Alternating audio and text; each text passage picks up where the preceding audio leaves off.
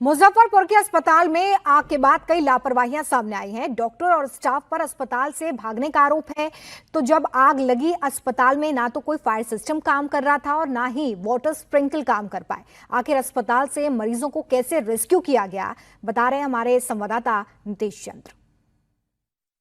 मुजफ्फरपुर के प्रसाद हॉस्पिटल के इसी आईसीयू में आग लगी। काफ़ी संख्या में मरीज अंदर थे, करीब 20 की संख्या में आईसीयू में मरीज थे। और जब आग लगी उसके बाद धुआं तेजी से बढ़ गया।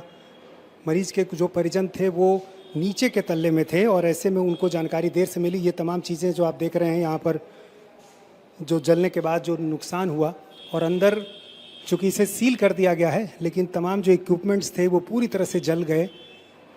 अंदर जो मरीज़ थे उनमें से कई चलने में सक्षम नहीं थे, उनके लिए कोई विकल्प नहीं था।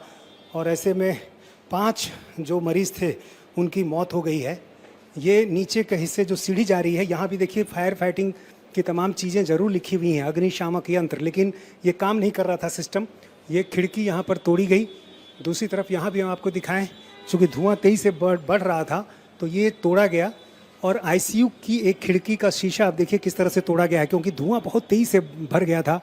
और जब मरीज़ के परिजनों को जानकारी मिली वो खुद पहुँचे, क्योंकि ये भी कहा कई परिजनों ने कि अस्पताल के जो कर्मचारी थे उन्होंने जो मदद करनी चाहिए थी वो नहीं की, और इस वजह से खुद उन्होंने शीशा तोड़ा। जब यहाँ पर फायर ब्रिगेड की टीम आई तो उन्होंने शीशा तोड़ा और दरवाजे को तोड़ा ताकि धुआं कुछ कम हो सके। लेकिन उस धुएं की वजह से दम घुटने से कई लोगों की जो मौत हो गई। और फिर जो परिजन यहाँ पहुँचे तेज़ी से इसी रास्ते से नीचे की तरफ गए, क्योंकि यहाँ से ले जाने के लिए परिजनों के पास कोई दूसरा विकल्प नहीं था, कोई उनके साथ नहीं था। और इसलिए कई मरीजों ने खुद चादर में अपने मरीज को किसी तरह से लेकर यहाँ से निकलने की कोशिश की है। और ये पूरे अस्पताल की तस्वीर हम आपको दिखा रहे हैं। आईसीयू सबसे ऊपरी तल्ले पर है, 5वें तल्ले पर। और यहाँ नीचे के हिस्से में भी आप देखेंगे जो फायर सिस्टम है उसको हम दिखा रहे हैं। तमाम चीज़ें ज़रूर लगी हुई हैं, लेकिन इन सबों का इस्तेमाल ही नहीं हुआ। ये देखिए, ये जो पाइप आपको दिख रहा है इसका इस्तेमाल भी नहीं हुआ। एक परिजन ने ये बताया कि कोशिश की गई थी लेकिन पानी आया ही नहीं, और इसलिए आप देखिए कि इसे कनेक्ट नहीं किया जा सका। अब जाहिर है इन पहलुओं की भी जांच की जाएगी, क्योंकि पुलिस का ये कहना है कि जो सुरक्षा के मानक हैं, जो फायर फाइटिंग सिस्टम होने चाहिए थे, उनका इस्तेमाल आखिर क्यों नहीं हुआ, कहाँ चूक हुई, इन सारे पहलुओं की जांच की जाएगी। और ये अस्पताल के अंदर की तस्वीर दिखा रहे हैं आपको।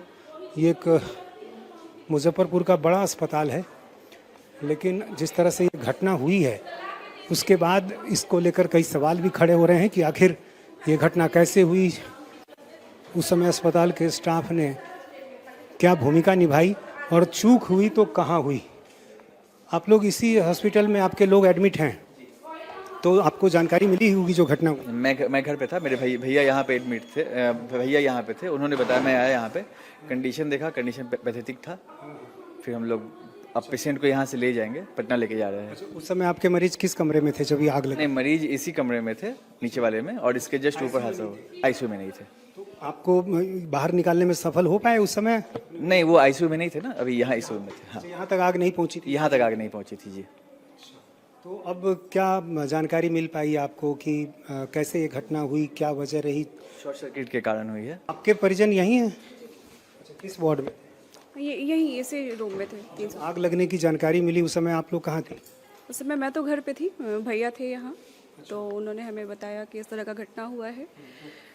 फिर मतलब यहाँ तक आग पहुँची नहीं थी तो उतनी घबराने वाली बात नहीं थी हमारे लिए, लेकिन ऊपर में तो नुकसान हुआ है।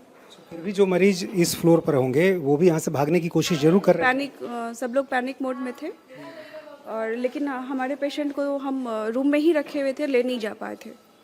अच्छा जी। तो कई जो परिजन हैं वो ये बता रहे हैं कि क्या उस समय के हालात थे। जाहिर है अब तमाम पहलुओं की जांच की जाएगी और ये देखा जाएगा कि आखिर कहाँ चूक हुई, कैसे चूक हुई।